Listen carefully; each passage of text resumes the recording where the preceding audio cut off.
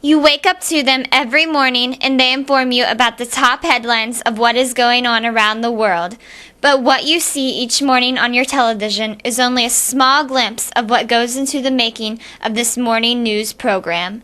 It is not an easy ride to make it to the Today Show. Each of the newscasters have started small and have truly worked their way up to this job. You know, I was interested in TV because of high school. I had a couple of friends whose dads worked for NBC Sports, so I thought that was really cool. And they would hire us, even as high school students, to be gophers and, you know, just like production assistants. And so I went to Ohio University because they had a great television department, and I wanted to be a part of that. And I did work very hard to get here and put my time in at a lot of other places. I worked in West Virginia and Rhode Island and New York and all kinds of places. I started off in college as a journalism and Latin American studies major, worked my way through all my classes and doing some internships and also volunteering to do some reports for a local cable station nearby. And that just kind of intensified my love for and my passion for journalism. I always knew I wanted to be in broadcasting from the time I was in probably 12 years old. And I used to practice in my bedroom with a newspaper and a record player, pretending like I was on the radio and working on my voice. I used to hang around at radio stations. I actually got a job when I was in high school as a disc jockey at a station in Sacramento. Worked there and then started college after high school, and they offered me a full-time job if I would be a news person, go out and report stories. So I kind of learned on the job. I went to journalism school in college, and I got my first job in Medford, Oregon. By the time I was a senior at Tufts University, I really had no idea what I was going to do when I graduated. I had had so many majors during my 4 years there that I finally, by default, picked English because it was the one major where I had enough credits to actually graduate with my class. And the January of my senior year, so just a few months before graduation, I took a class not for credit in broadcast journalism. Don't even know why I did it. It's not like it was on my radar screen at all. I just thought, well, this might be fun. And I took the class, and the last assignment was that we were divided into groups, and we each had to pick a topic. It was radio journalism. We had to pick a topic, research it as a group, report it as a group, write it as a group, and then put together in documentary form. And I was the narrator for ours. So when they brought in somebody from CBS Radio to judge the tape. So we're not even judge, critique. And after ours played, he said, who's that? Which voice? Whose voice is that? And I raised my hand. He said, I really want to talk to you after class. So I was freaking out a little bit, wondering what I do wrong. And I leave after class, and I sit down with him, and he says, what are you going to do when you graduate? And I said, I really don't know. He said, I know. You're going to have a big future. And then he hired me as an intern at CBS Radio on the spot. He said, I want you to come intern with us. And one thing led to another. I was a communications major, and I took a couple of meteorology courses just for a science requirement. And then I got a job. They were looking for a weekend weatherman at the station in Syracuse, and I applied for the job. And since I knew a little bit about weather, I got the job. But I wasn't planning to be. I wasn't even planning to be on TV. I wanted to be a producer. While many of us are just getting up as the show begins, each one of them has already been up for several hours. A strong passion for this career is required because the schedule is very demanding. Typical day, I'm up way before most people, way before like around 4 a.m. And then I come in and have many cups of coffee. And as I'm getting ready, getting hair and makeup, those are the really only real perks of getting up so early. Is you have other people getting you ready. I'm just reading my newspapers and going over my segments for the day. I get up at about 3 in the morning.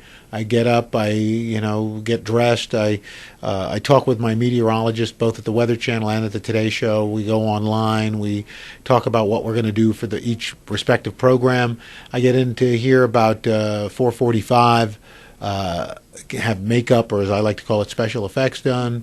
And then I go over across the street to 30 Rockefeller Plaza, do Wake Up with Al from 6 to 6:55, then come back over here, do the Today Show from 7 to 10. Sometimes we have to update for the West Coast because there's a breaking news story. Then I'll hang around my office for a little bit at the Today Show. Then I have a production company on the west side, and I'm there till about 2 or 3 in the afternoon. And pick up one or both of my kids from school. A few days, probably 4 out of the 7 days a week, I make dinner, and then I hit the sack about 10 o'clock. I'm up at about 4 o'clock in the morning, which is I'm used to by now. It's not the easiest thing in the world. I'm in here by 4:45. It's rather intense until 7 o'clock. I'm doing a lot of last-minute preparation. I'm reading newspapers. I'm going through the computer to read the wires and check out some blogs and things like that. I'm meeting with producers of individual segments before we go on the air.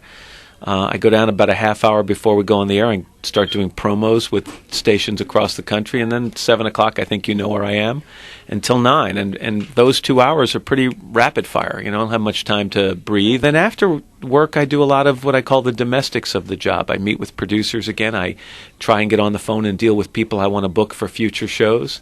I respond to some viewer issues and things like that. And then I get out of here at around noon every day and hit the gym. And then I'm home. I have 3 little kids. I get up at 2:30 in the morning, and I go immediately. I have a little dressing room off my bathroom, and I swear I do this. I take the pillow off the bed, try not to wake up my husband. I kind of tiptoe into that little dressing area, lie down on the floor, literally, with my feet propped up, and I turn on my BlackBerry, because everything is sent to you. So I'll read whatever didn't come in the night before. I read all of that. Then I, wash up, go downstairs. We have a dog and 2 cats. Feed them. Make my stamp. Mark the kitchen with my thumbprint that says "Mom has been here." Whether it's cleaning up the extra dishes or setting up my husband's coffee cup or whatever it is. Then I head to work about 4:30, between 4:20 and 4:30. Get here around 5. I live outside of the city. Go right into hair and makeup, and then meet with producers and get ready to go down and do the show. Matt and I go down at 6:30.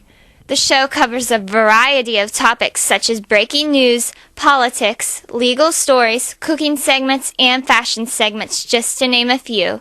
There is a broad range of stories to interest any viewer. When you do the Today Show, it's a 3-ring circus here. I mean, you can cover everything from, horrible tragedy or war or, serious political stuff to, how to cook salmon a new way. I interviewed Rosa Parks, a woman who literally changed history by refusing to get up from a seat. And I am a huge cartoon fan, comics fan, and I got to interview Charles M. Schulz, the creator of Peanuts, a couple of times. So those are, I think, the 2 that really stand out. I like doing stories about the human condition, specifically genocide, specifically human rights. I think that's an area where journalists should definitely work and try to make a difference. I'd rather look at stories that have to do with so-called ordinary people who find themselves in extraordinary situations and how they cope with life. My favorite kinds of stories usually have to do with, the stories where people overcome incredible odds, or if they're, facing some extraordinary challenge. It's how they rise to the occasion. I like politics. I mean, the reason I really love the Today Show is most mornings I'm going to get to talk to the politician who's at the center of the big story. I love legal stories. I love human interest stories. The job is not just as simple as reading from a teleprompter. Much preparation and research for upcoming interviews and segments is involved. The show not only includes the hosts, but also producers, assistants, and cameramen who play a major role in the production of this broadcast. I'm, sent notes by a producer, and then if there's a story that really, I feel like I need to know more about, or if there isn't enough information in the information I've been given, I'll go online and research it myself. But usually it's a lot of also preparation in the morning of. Each segment comes with a production packet where I get research and material that can help me with the segment. And then I pick and choose, and I go through and I read what I think's important, and I discard what I don't think's important. One of the things that make the Today Show so enjoyable to watch is the chemistry amongst the hosts, the fun they have together both on and off the air, and seeing them not only report a story, but many times participate in the story.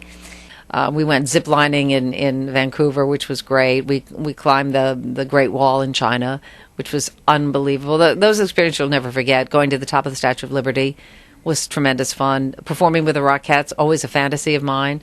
The only way I could do it was as somebody on the Today Show. I never would get hired as a real Rockette.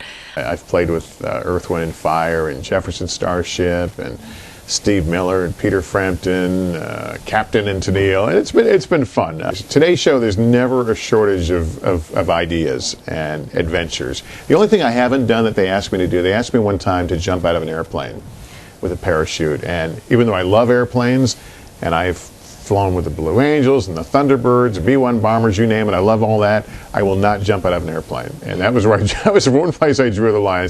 I said, my words were, homie, don't jump out of airplanes. From Mount Everest to Machu Picchu to an oil rig off the coast of Scotland and volcanoes and everything else. So I think the exposure that this show gives me, the availability of people and places, is probably the most fun that I have. I got to go in a submarine once. I got to fly a plane, jump off a bridge, as you say it. I mean, there's I think the most fun probably was getting to be in weightlessness. I got to be on a plane that goes over the Gulf of Mexico that is used to train astronauts, and so it dips, and so you were able to actually experience what it might be like in space.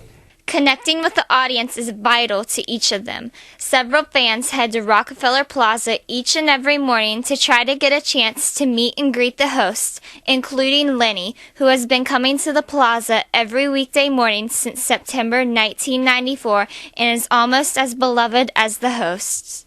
There's an intensity to Rockefeller Plaza that you see when you're here, and it's great. And there's an intensity to New York City. The crowd is different every day. So you always have this turnover and this new group of people that are excited to be there and happy to see you and happy to be on TV. So it's very exciting. When they are not working, each of the newscasters have many interests outside of the job. Well, I'm a huge runner and an athlete, so I'm constantly going to the gym and training and running, and I've started doing triathlons recently, so that's my newest thing. And, I'm a mom of 2 kids, so they're most important to me than anything else in the world. Generally play jazz. I like to play the upright, bass. And, I spend a lot of time in New York jazz clubs. I love to play golf. I love to fish. I love the outdoors. I have a boat. I love to spend time on my boat. I do quiet things. I shoot pictures. I'm a photographer. I like cooking. I like going to movies, hanging out with my kids. I really love the outdoors. I love solitude. I like to hear the birds. I like to walk, take long walks. Learning the basics of the job, developing a thick skin, and having a good, strong work ethic are all necessary to achieving success. I've been doing in broadcast news for some 30 years, and every day I try to be better than the day before. If I make a mistake on this broadcast, I will beat myself up until the next broadcast because I want to constantly be better at what I do. Be prepared, go in with your eyes wide open and with your heart just on fire, ready to put every little bit of you into your stories. To really love what you do and at the same time know that you're doing it for the right reasons. I think if you're tenacious and you're hardworking and ultimately, and most importantly, if you're a good person and you stick to your priorities in life and trust your gut, I think you'll do very well.